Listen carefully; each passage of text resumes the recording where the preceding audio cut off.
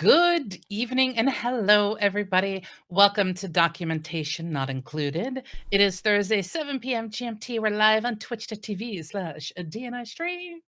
It is time for episode 11.2, Contract Lens, Schedule 1. Although I think I just simply named it Contract Schedule 1. But you know, that's what scripts are for. And it's 11.9 as well. I've got that wrong. Yes, Sorry, it is I haven't updated things properly. I'm just blindly reading a script, but that's okay. I'm Josey Howard. Welcome, everybody. And as always, I am joined by the premium first class to my cattle class, Chris Seabach. Cattle class. You're worth better than cattle class, Josey. Definitely. Aww. At least get you into slightly businessy premium, or am I still like? You can still stay am I behind at least the curtain. Away from the lavatory? You can still stay behind the curtain. It doesn't matter where after that, but you know. Oh wow! Right. Anyway, so yes, thank you very much, Josey, as always, and hello to everybody in chat. Once again, I love it when there are people talking before the show. It doesn't happen every single week, and it's really nice to see people engaging with each other. So yes, thank you. Do get involved in the show if you have any questions, you got any kind of queries, or anything that we say is you agree with or disagree with, or you have any stories. We're interactive, we're live, and we will read things out if they are relevant. If they are relevant. Not always everything we mention is relevant. No.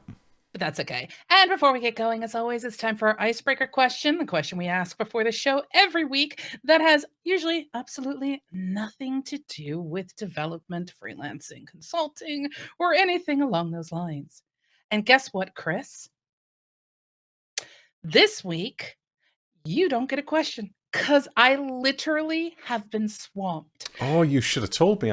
Mind you, I've been swamped as well. That's kind of why the script's wrong and everything else has gone. Yes, we've literally been so busy this past week that we don't have an icebreaker question. So my icebreaker question for everybody is, if you could have an icebreaker question on one of our shows, what icebreaker question would you like us to use? Let us know in the chat. Send us messages on Twitter at DNI Stream, and we will pick it. Or we'll pick from them in the future. I've got a quick, very simple icebreaker question. What is your favorite type of animal? You can't do that to me. Yes, I can. You can't. And I'm asking you this because I know what you're like, so come on. No, I didn't say your favorite pet. I said your favorite type of animal. That's the problem. What you have just told me to do is put a classification on the cuteness. I did not say anything about cuteness. You've read into that. No, because to me, there are so many different types of animals that I absolutely love. And I cannot, and I will not pick one. I just can't. It is absolutely, utterly impossible for me. Now, if you were to tell me, pick between humans and animals, the answer is obvious. Obvious. But you didn't ask that question, and I'm not going to spend 60 minutes here trying to think of what my favorite animal would be, because I'll tell you what, it sure as heck ain't Homo sapien. Well, I'm quite happy to go out there on a limb, and I am the same as yourself. I love lots of, I love my pets to bits, and I love animals across the board. But since I met my wife, she has taught me to absolutely and utterly adore guinea pigs. They are wonderful little creatures. They're just brilliant. They're just brilliant to cuddle and hold and watch play, and when they interact with each other, they're just great little things. You know what you should have asked me is if I could have any animal in this house that my husband has not allowed me to have yet, what animal would that be? And there's one very obvious answer to that. I don't know what. A snake. Oh, okay. As much as I joke with my husband about having like a tiny pig and calling it bacon bits, and having a goat that will automatically clear the lawn for us if anything we need to worry about, I love snakes. I'm not a fan. My mother had snakes. I've got a few friends who have snakes. I'm happy handling them and that. It's just they're not that interesting. They're interesting, but they're not that cool a pet for me. They're not. I don't know. Cool's the wrong word again. Go back to the front of the plane, Chris. Right. I cannot be done to touch this. Shall we move on? Shall we get on to the professional part of this podcast? Start talking about the subject at hand. So yes, we'll move on from animals and fuzzy and furry and scaly things, and we'll start talking about our subject. So last week we had an episode called Contract Lens, and we spelt it differently everywhere. On the podcast below me, it's spelt correctly, like us English people spell things. On Twitch, it's not even on Twitch. Contract Lens. Oh, it's all gone wrong. Inconsistency is out the door, isn't it, today? So this is our second episode about contracts. Last week we went into what a contract is, what should be included in a general contract, but we didn't really talk much about the types of contracts that we can sign, and also what we need to look out for in contracts as well. I've got some specific things in contracts that I'm aware of as a contractor, as somebody who works through agencies quite a lot of the time, and as somebody who works direct with clients that engage me personally. I need to cover quite a lot of things. Are there things going on in chat? Josey's laughing at something. I'm laughing because our favorite, independent .NET guy who runs his own .NET podcast, the .NET show, he made a comment that just made me laugh. It just says, you're obviously taking the agile approach to episode title. The customer-focused approach, is that what? See, there's such a misconception out there about what agile is, but that's not what this show is about.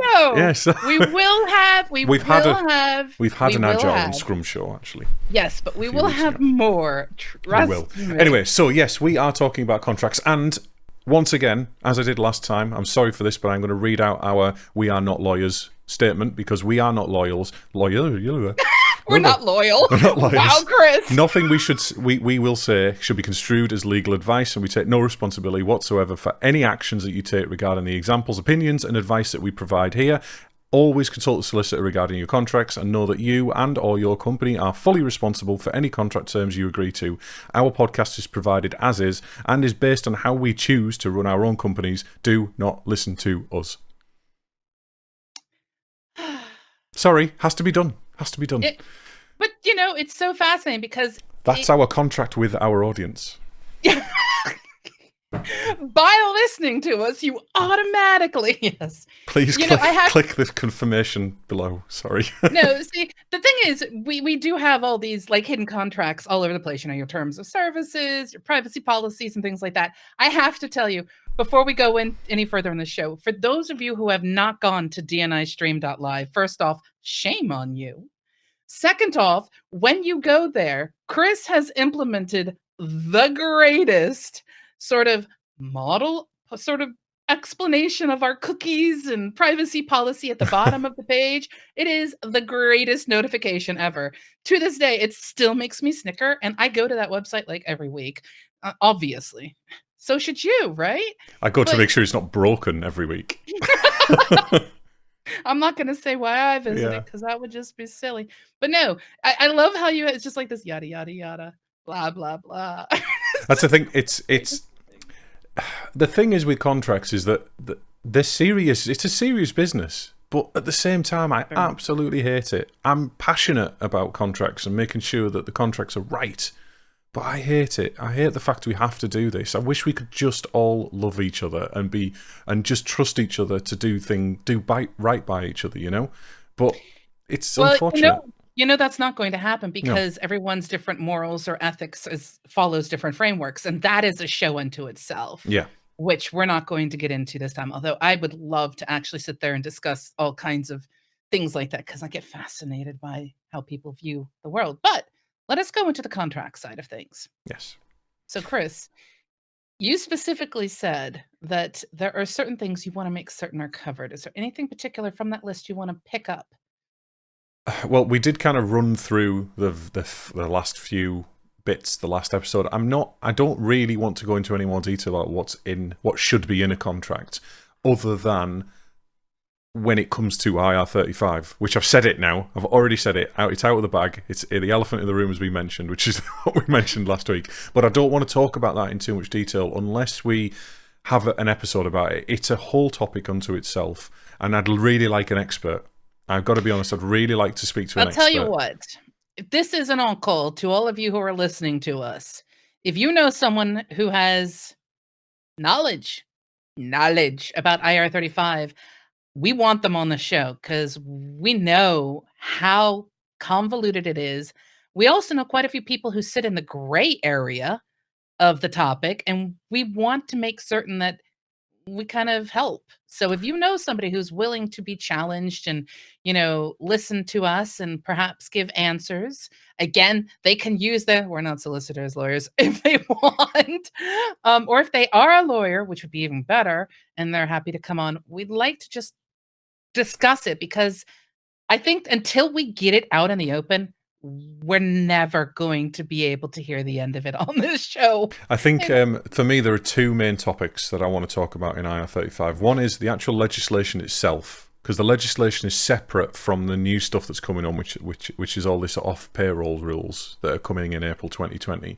This is all relevant to contracts, but those off-payroll rules don't change, as far as I'm aware, they don't change the legislation. They just change who is responsible for determining status of the people who are affected by the legislation, and change things like the chain of who pays the HMRC and that kind of thing. But it's the legislation itself is really important to understand, and then understanding the new rules that can be quite convoluted, and whether they apply to you in your contract and whether they apply to... I have my own opinions. The draft legislation is out there, but the actual full legislation hasn't been published. The rules, the off-payroll rules, have not been published yet properly. There's some drafts, but that's it. But yeah, so if there's anyone out there, please get in touch. Please get in touch. Yeah, so that is the end of IR35 for this episode. It is. And finally begin with Schedule 1. So, things that shouldn't be included in a contract, generally from my behalf. Now, this isn't exclusive as well. As a contractor, a lot of the time you get a contract from an agency, or previously, I think they're kind of wising up to this now. You get a contract from an agency and it would say, right, you must work 7.5 hours a day, and you must work 9 to 5, and you must be on site. Now, while it's kind of okay to include those kind of things in your contract, as a self-employed contractor who has multiple clients and generally needs to be at home or in my office, doesn't matter that it's at my home, I'm in my own office under my own kind of supervision, direction, control type thing. Yep. I need to be able to set those hours myself. I don't provide a professional day to my clients. I might agree to 7.5 hours a day, but I will not agree to providing a professional day, because that is a grey area. That says that I'm really I could be deemed as under their control, because what they consider a professional day is different to what I consider a professional day. So those hours must be explicit, the 7.5 or 8 hours per day, but not the working hours, unless there are very stringent rules around the particular piece of work that you're doing. For example, I did some work for a public sector, highly secure, SC cleared kind of client many, many moons ago, where I had to be personally SC cleared. I had to perform the work in a locked room inside a building that only the people who were cleared were able to do it, and all of the systems were heavily locked down. We couldn't access things remotely. We weren't allowed the source code locally. It was very, very, very secure. I think there's a term for those kind of places, but basically you have to be there the office hours that they're open. So that's okay. But if it's a general contract and I'm working for the holiday shop down the road or something, that isn't necessary. Yeah, for me, when I look at the different things that I do, I will explicitly state something along the lines of, you will get 4 hours of my time a week, or you will get, this particular service or platform on a monthly fee kind of a deal. But I never, ever, ever, ever, ever include the sort of hours of, I will be there from, 5 to 3, or I don't do that. Um, sorry, Slaka calls this place his prison. Oh, wow. I was actually going to call it the back cave, so I kind of take that off and give that to her. But I think she might have been referring to the locked unit. Yeah, the locked in place. The asylum that you were in for the secure purposes. Put it this way, one of the things that we're doing while we were there was removing asbestos from the ceiling as well. We were in the office. Wow. Yeah. We'll get to that question in a second, because that it's always good to have questions from people who are listening to us. But for me, when I think of the types of contracts that I have with the different clients that I have, it's not a matter of me being an employee of them at all. They are literally contracting my company to perform a service. It makes a difference if, that service is because they love me or the service is because I'm the most affordable option or whatever. It doesn't really make a difference. It's a service. And I can't think of, you know, you don't turn to Google and say, Google, you need to be there. Oh gosh, I need to be careful. Uh, But gotta be careful of how I say, but you don't say things like, hey, the G word, why I have to go this route. You need to be there from 9 to 5 so I can get my email. That's not the way it works for what my company provides. If I start going into that, yeah, I'm gonna be there from 9 to 5, yada yada. That starts getting into why don't I just work for you as an employee territory kind of a deal. Now, Ethical asked a question. Do you feel that contracts for contractors should be different to that of permies? By right, should it matter whether you're a contract or a permie? Well, my answer to that is they absolutely are different. I don't know if you've ever done any contracting, Ethical, or anybody in chat, but limited company contractors all have a contract of services. That is how it is written by the agency or directly with the client all the time. Doesn't matter where you work. If you're an agency temp, who generally is somebody who's not as highly skilled as a limited company contractor who's providing a temporary employment, who have all of the benefits of being employed as well and are treated Yeah. like an employee, then that's different. That's a contract of temporary employment. But a contract of services, which is what I have always signed, even my very, very first contract when I came from being an employee and just thinking, oh, look, the money's brilliant. I mean, I'm not going to lie, that's why I looked at it initially. But then I very, very quickly realised, oh, this is very similar to the contracts that I used to sign when I used to run my own web development company before I went permanent. Oh, I should be treating this like a business. And I am treating it like a business, but a lot of contractors don't look at that. They just look at it and think. But the thing is that there's a misconception because permies that you work beside, you just look the same as them. You're doing the same job a lot of the time, and you're coming in the same time and you're under the same kind of supervision and control. I say I am not. I very much avoid that kind of working situation, but a lot of contractors do that. And Yeah. I can understand why Ethical thinks that the contracts are the same. And they Well, absolutely should be different. that's the thing. It's one of those things where when I think about what and permanent employees have, for example, there are a lot of exclusivities built into permanent contracts for permanent employees. You are working for X company. You are not allowed to have even a part time job with another company. In some cases, I've seen contracts where you're not even allowed to have another job at all. Hmm. There are things and there are much more stringent rules applied to permanent employees. And you also get the benefits of things like that as well. I mean, if you are a full time employee, you get pensions. Yep. Whereas if you are a contractor, not of a temporary job, fill the seat, do data entry, or help just, push a project out really quick or what have you, um, you're going to have to figure out how to do your own.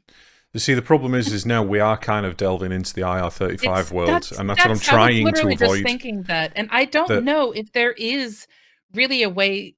Well, what we can do is we can actually not use the term IR35, and what we can do is classify the different types, because you have your permanent employees and your part-time employees, and they have a thing where they are an employee of a company. or an You umbrella have company or an or intermediary yeah, of some it just description. they work for a company, period. It makes a difference if they're on site or not, because there are a lot of people who are permanent employees who are not working on site, etcetera. There's a lot of remote work available.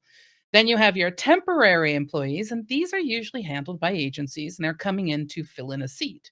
Now, temporary jobs doesn't necessarily make you a contractor. Not always. Not always. In the IT industry, generally, the skilled jobs are contractors. Yes, they are, but I'm just saying, just, keep that in mind, that that one thing there, that temporary individual who helps get projects done can be a temporary employee, or they can be a contractor.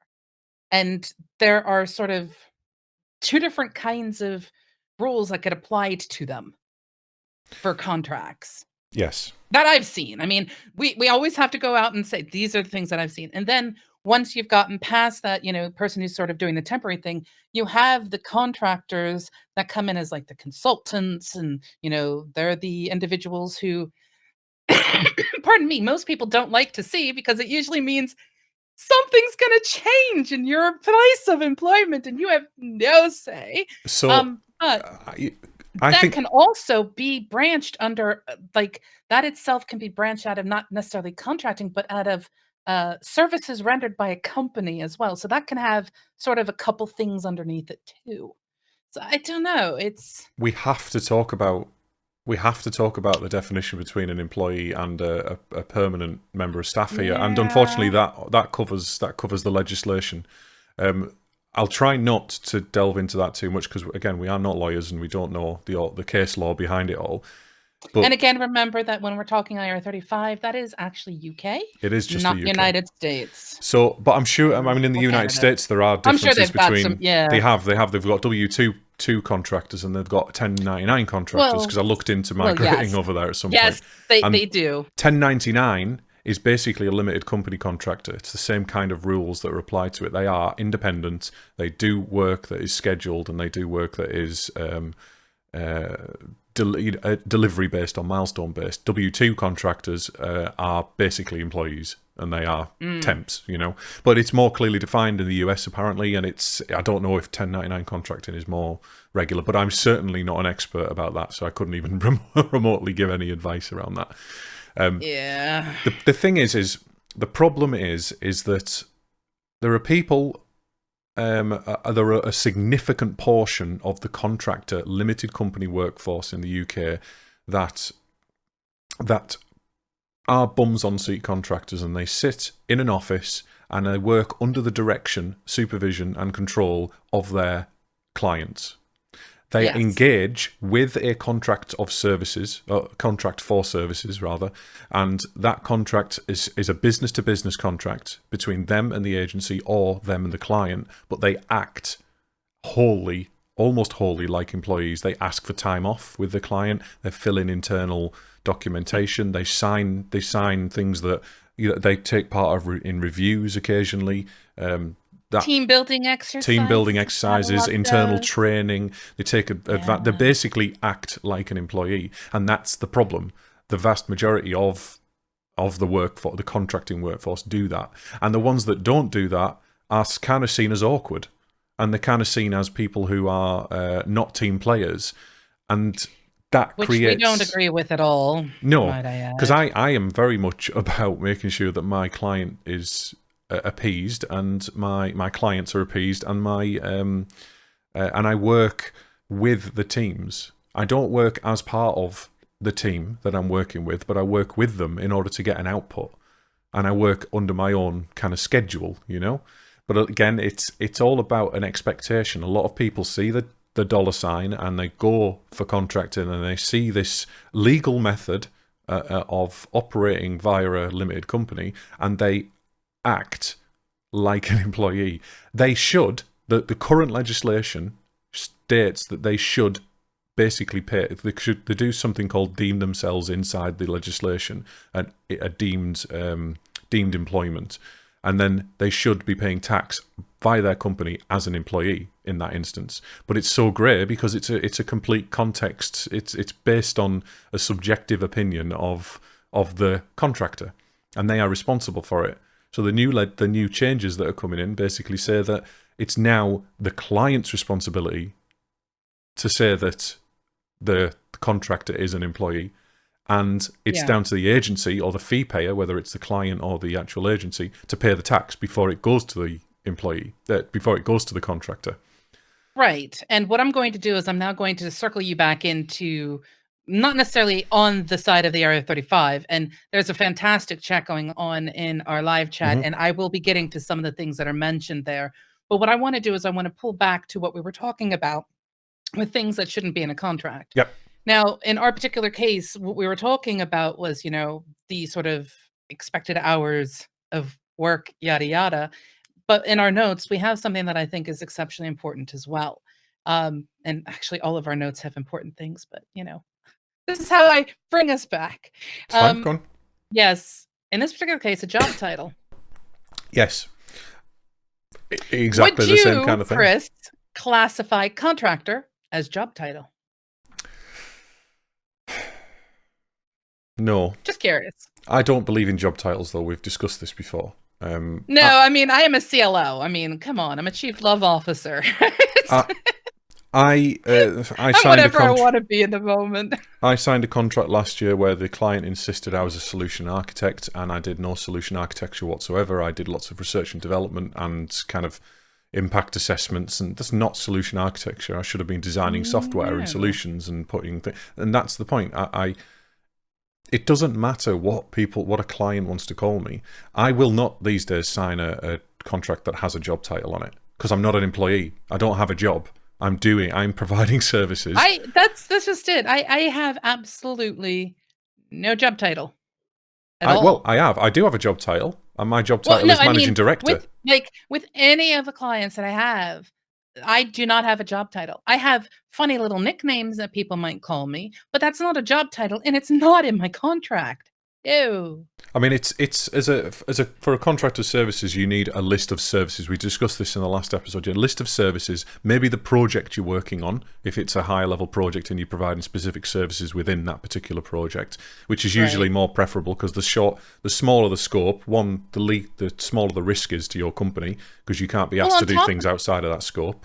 Well, on top of that, there's also sort of a benefit to the company that is hiring you as well, because if they have a particular project and they need to assign codes to it for any reason whatsoever, for their own tax purposes, you're coming in under a particular project name could actually be very beneficial to them. Well, because then they can apply you to that. The thing is with the job title is that it sets an expectation that you can be moved, and you're an employee of the client. You have a job title, and you can be moved between projects. They can promote you, Chris. Oh, they can promote me, or they can make me a senior solution architect, or a senior software developer, or engineering. I couldn't care less what you want to call me. If a client internally, and I see this all the time, especially with the bigger clients, they internally refer to me as senior something, whatever it is, whatever they decide. And I quite often make a request to their internal IT team to say, can you please mark me as an external software consultant, because that's my job title. And I do the same if I can change it in Slack, for example, on myself. I'll make sure I change it, because that's what I am. I'm providing services as a consultant. Even if I'm working on a particular project, I've still got a scope. I'm not a job. I don't have a job title, and it changes everywhere I go. Absolutely, it really does. Another thing that we have is anything around what you have classified, and I love your notes, Chris. The bunny ears come out. Mm-hmm. Professional work day. Well, I did mention that when we were talking about the hours. Professional work day, like professional hours work for week. When you can have lunch. Yeah. Like, oh my God. I mean, there's actually, this isn't the same legislation, but there's actually some UK legislation that as a company director, you are omitted from the working time regulations. We do not have to have that half an hour lunch or whatever it states within the working time regulations.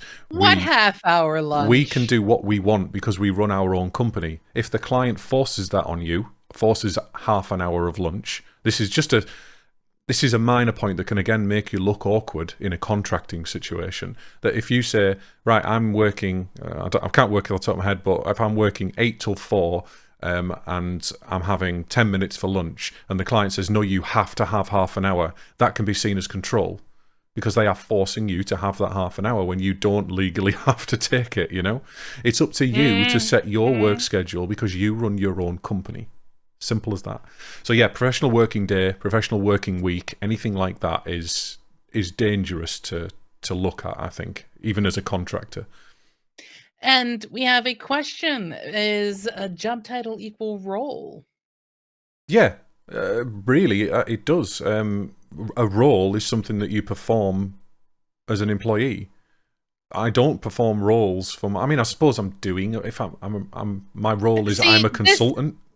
This is why I will stress this so extremely. You need to have definitions, and they need to be clear. between things, because someone could use the word role in a contract to mean one thing and you see it as something else. You need definitions. So let's be clear. If my contract and my schedule in a contract says that I am a solution architect and the agency, if there's an agency involved, will not change it, and they say the client has specified that this has to be solution architect, I'm like, that's fine, but let's set the scope within the project or the services, the project or services definition. I have to know that I'm working on this project. I'm going to throw some random words out there. If it matches anybody's project in the world, I'm sorry. Right, I'm going to work on the Hive project for company XYZ, and I'm going to be providing solution architecture services covering as much detail as you can provide. I mean, sometimes we can't, because I know, for example, the work I've just done, I am doing consultancy on Agile specifically, around the software delivery lifecycle. And I can go into a bit more detail and I can say, right, I'm actually delivering workshops for 3 days, and then I'm going to be doing 2 days worth of proposal writing, a week's worth of charges. That's a delivery-based kind of contract. Sometimes I can't do that, especially if I'm engaged for a long-term project that's 3 months long, 6 months long, and there's potential for extensions. That's perfectly legitimate form of business, but it's how you perform the services during that engagement, that contract. Yep. And then we also have anything that ties an individual to work. I love that. Yeah. So I've also said the notes we have are so epic. So when you sign a contract as a contractor, quite often your name will be in the contract. Mr. Christopher Seabock.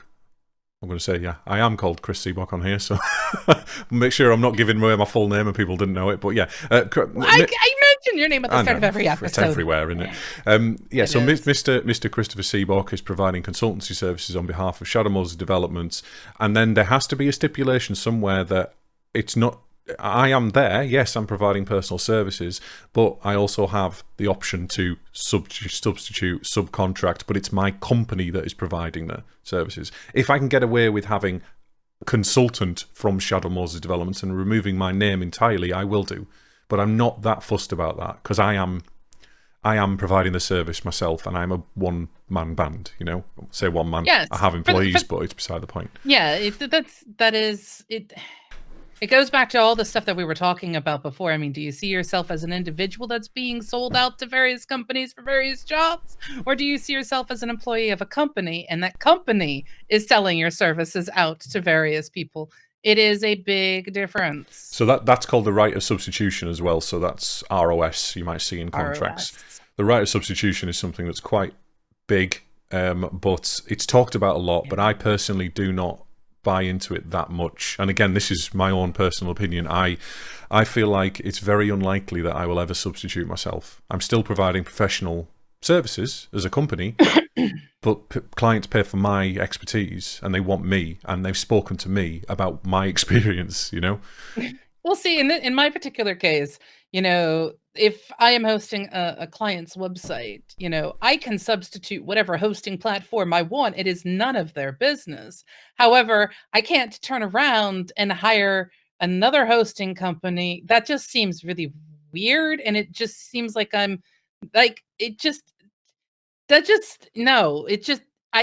words not forming because brain explode, mind blown, bad idea. What?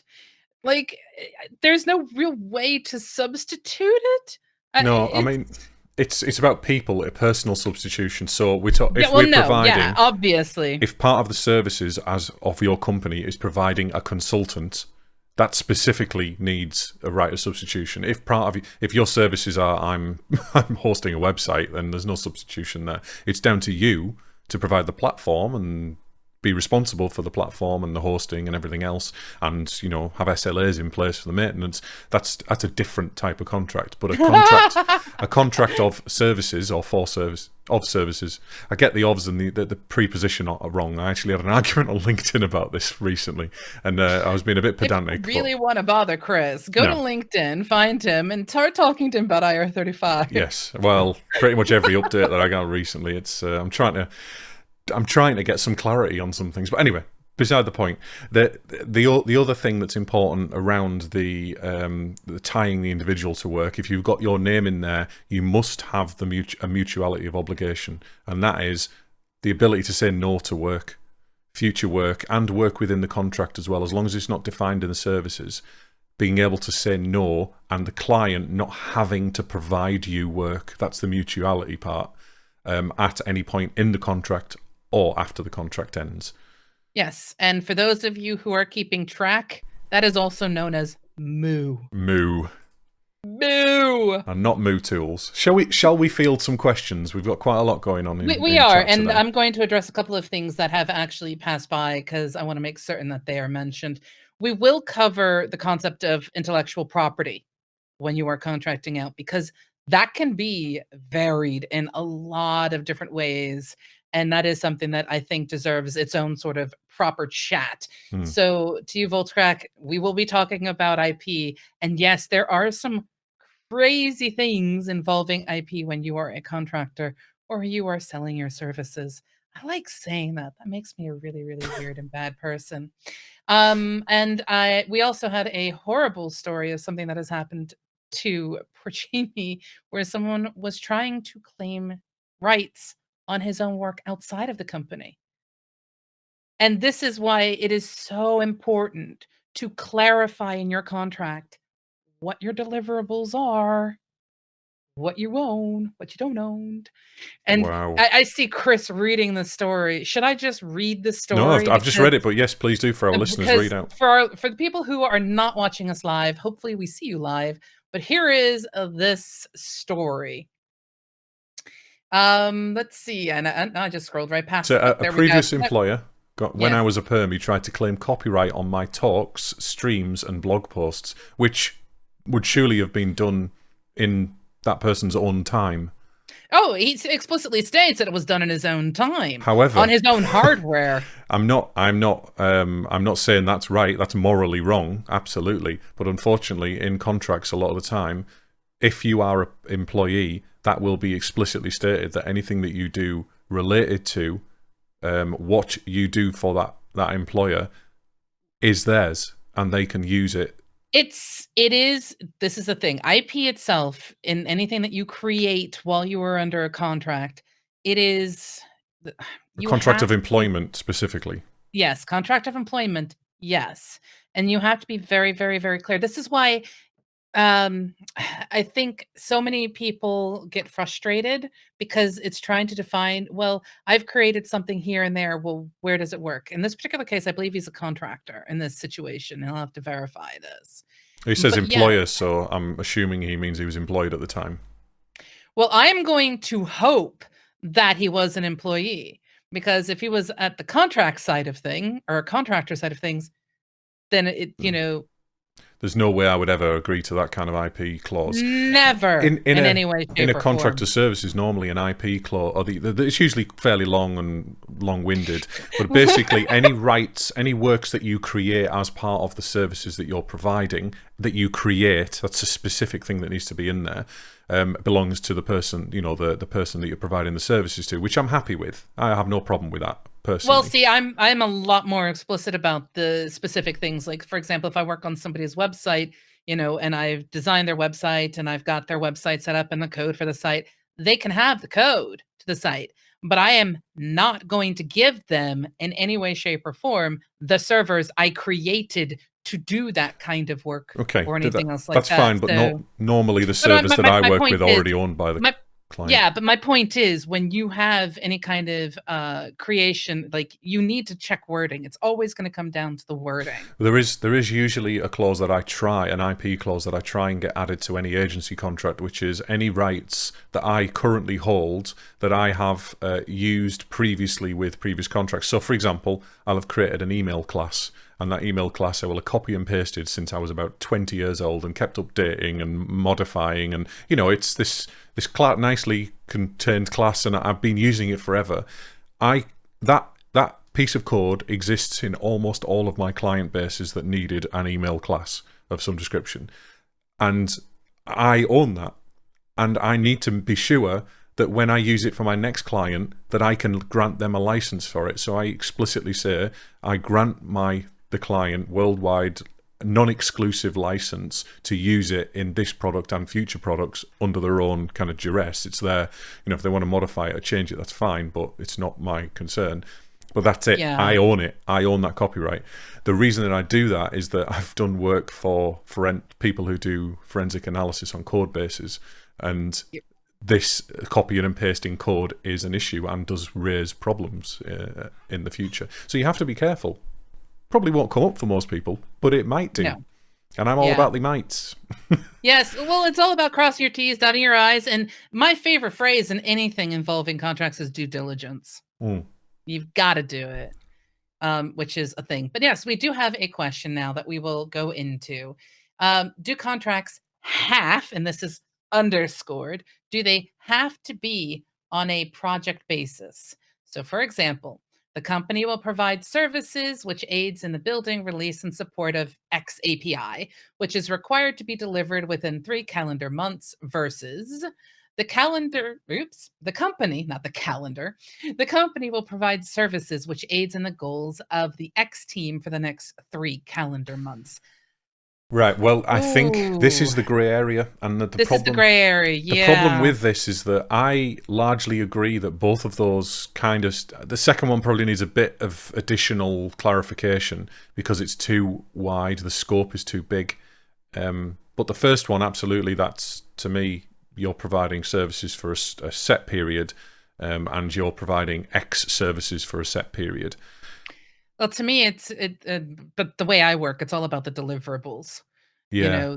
Because, like, for example, some people might be brought in to help write that email class, just to get a nice, solid email kind of thing going. Whereas in my case, when I'm brought in, I have very clearly defined deliverables because they're digitally tangible. A website, a marketing platform, or a marketing strategy, or an editorial calendar, or like I can explicitly state what my deliverables are in those particular things. So the company will provide services which aids in the goals of the X team for the next 3 calendar months. Now that says to me that they are if there's nothing else, and there's no project mentioned, and there's not even a piece of software or a product or a that seems like a temp employee. That sounds to me like somebody is providing temporary employment skill. They're providing skills, and they may very well do it as a company, but they're giving the client control and direction over their work. They're basically saying that if the team needs me to do this, I will do this. So this is the big grey area in this area. Yeah, like I said, to me that sounds more like a temporary employee. I mean, I think one of the big differences, at least the way I'm seeing things. Now, I have nowhere near the amount of knowledge that Chris does on IR35 and all that stuff that goes with it. But to me, there's sort of 2 different sides here. When you have a blanket statement of I'm going to do work for a company or a team, what you are basically is an employee. It makes a difference whether you come in as a contractor and you're an employee of the company. Whereas when you start getting really specific and you have nailed down the exact project, the exact time dates, the exact deliverables, the exact tasks, the things that you will not do, the things that you will do, and you start pulling and getting really, really detailed, it makes it so obvious that the company doesn't own you. So that to me screams 2 things: scope and risk. You have those 2 things when you provide services like that. Because if you do not provide that value, if you do not provide those deliverables, whatever those deliverables are, you immediately have risk, because the company can come back at you because you're contracted to provide them.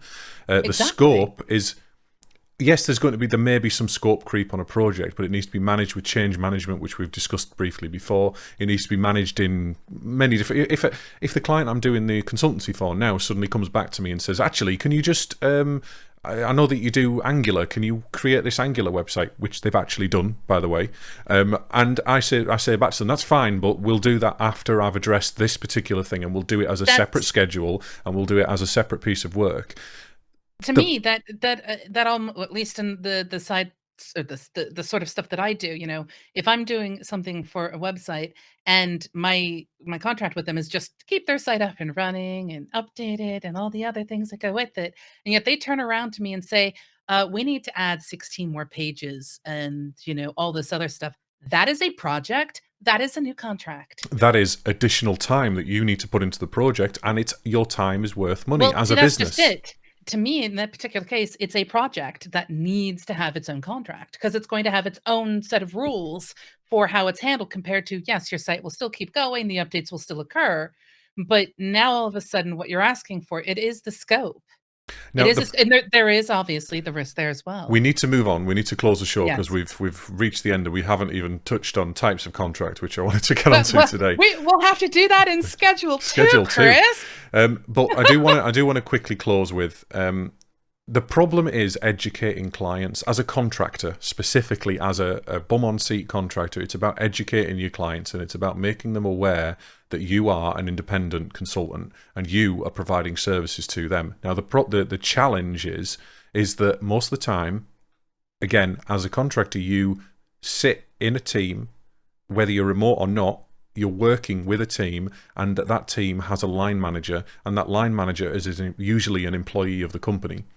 And that they don't care. They don't care about your tax status. They just see you as another resource to be used as they need to fulfill the projects that they are responsible for. Whether it's a line manager or a project manager or a product owner, it doesn't matter how it's aligned.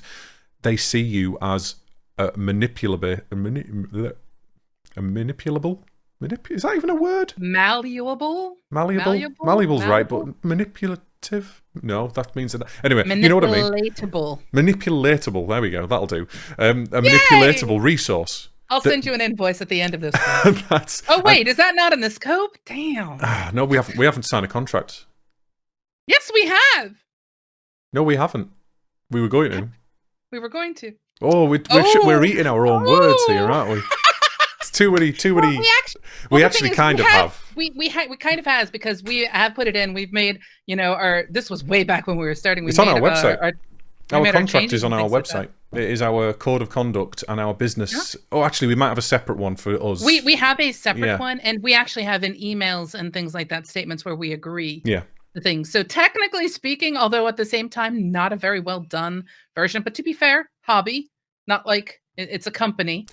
It's not like we have any money that's exchanging hands apart from podcast hosting fees and things like that. So, Yeah, little things, just the little things that keep us running. Yeah. But yes. Anyway, on that note, we do need to close the show, I think. Yes. Point is, we're weird people. But yes, we now move to the part of our show, which is called the BYOM, which is the Bring Your Own Manual, the change from the RTFM of the things of the world. This is where we have a chance to share something that we have actually learned. And you did not derail us in any way, Sharving. In fact, you actually helped keep us on track. So good on you. But yes, sorry, that was for those of you who are listening to the future. That was from Jamie, who is talking to us on live chat. But yes, this is our chance to share something that we have learned this week.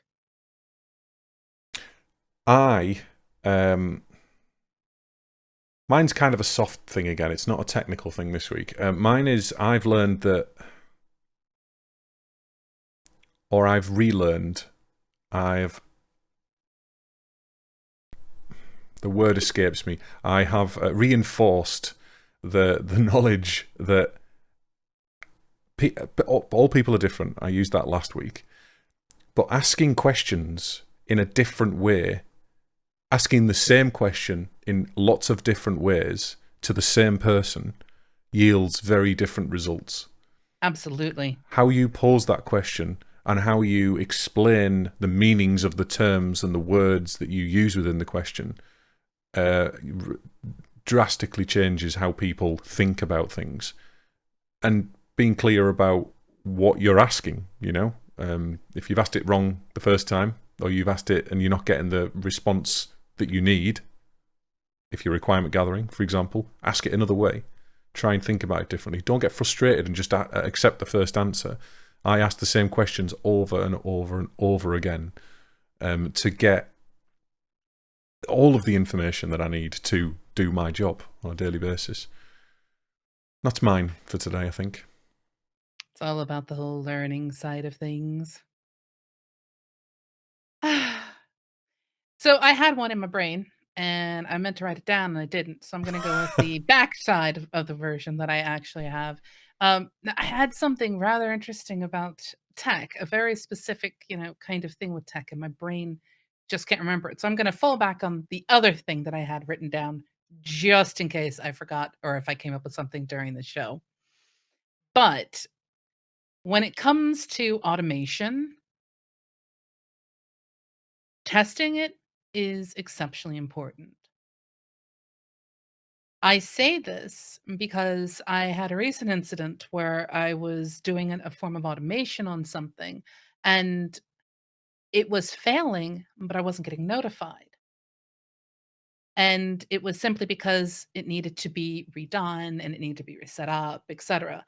But if you have any form of automation, and we in the IT industry thrive on automation, automation is literally the backbone of us being able to do our jobs very efficiently.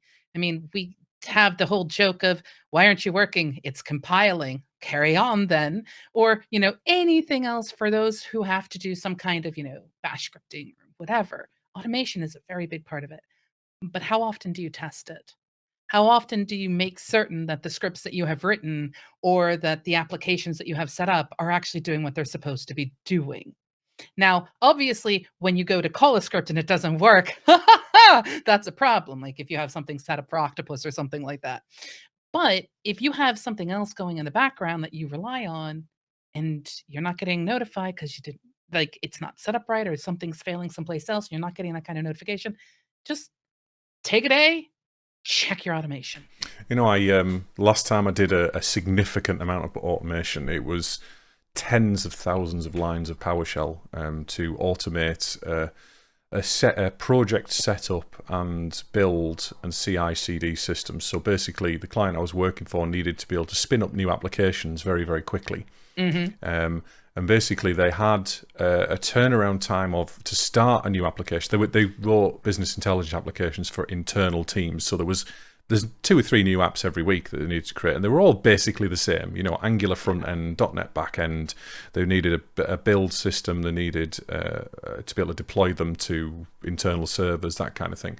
And they had lots of automation in place already, but they needed to be able to, well, I identified, it wasn't actually something they asked me to do, I just went off and did it. It took me months in the end of it. I identified that they could automate this because it was such a common setup. Instead of it taking them 2 days to set it up and then 2 or 3 days to actually do the deployment and do the testing and everything, I got it down to running a script, it taking about 6 minutes to create literally all of the build scripts, all of the code reviews, all of the repositories, absolutely everything. And I think it was Visual Studio Online it was called at the time, or Visual Studio Team Services, which is now Azure DevOps. And it did all of that via PowerShell scripting. And it also created the base templates for all of the applications using Visual Studio automation, and also created Angular CLI side of things, and then pushed initial commits to the repo, and then set the build servers up, set up the Octopus agents, deployed all the tentacles, deployed all the tentacles. I love Octopus. Oh no, actually it was on one common server because it was a testing environment, but it actually deployed it across 6 different environments as well. And I did all of that with automation. The reason I'm telling you this is that it was complicated. And the only way that I could verify that all of that worked every time I made a tiny change to one of the scripts was I used something called PESTER, which is PowerShell unit testing. And it's using behavior-driven development kind of testing framework. Right. And a little bit like Jerkin. It was everyone. I wrote it, and everyone that I kind of gave it to, and when I handed over, they're like, "This is awful," but because of the framework, not because of the way I'd written it, because it was all PowerShell. You're horrible, Chris. But it just worked, and whenever something failed, I mean, there was hundreds of tests just for the testing framework. That was another thing. I also set up tests that tested the test environments that ran tests for the actual applications, and there was some basic integration tests that were also set up for all of the all of the applications as well. So it was Chris? I really liked doing that. It was fun. Chris? What? So I heard you like tests with your tests, so I decided to give you tests that you could use with your tests for tests. I've got testception. Yes, it was fun. I enjoyed that, but I don't know if they're still using it, because I don't know if I handed it over and documented it really well. Well, that's the thing, and in our particular line of work, we can't be precious about some things. You just can't. But yes, we are at the end of our show. Thank you to absolutely everybody in the chat on Twitch for joining us. And for those of you listening into the future, thank you so much for listening to us. We absolutely love it when we have questions from everybody, because you guys are full of amazing ones. Yeah, we missed a few as well, but no questions will be left behind. We will get to them. And if you have more questions, feel free to send them to us, please. Indeed. So you can visit our website, www.dnistream.live, for links to all of our release platforms. Got releases in my head now. All of our podcast platforms, social media channels, our Discord chat, which is also below as well. You can see that we keep forgetting to mention. It's below my face, my big beardy face. You can use the contact form on our website for any feedback, any funny dev stories, anything else like that. So do please get in touch if you want to be a guest on the show as well. Yep. And if you like what we're doing, please spread the word, share our podcast and, links to us, etc., with your friends, your devs, other people who you think might want to, challenge our thoughts or anything else like that. We like that. We actually like healthy debate here at Documentation Not Included. And all that's left is for us to say goodbye. We hope to see you next week, Thursday, 7 p.m. UK time on twitch.tv/GNIStream. And Chris, you're awesome. I know. Am I supposed to respond with something else? You're awesome too, I don't know. Josey. Does modesty let you? Goodbye, everybody. Have a good night. Bye-bye, everyone. Thank you so much for joining. Bye-bye.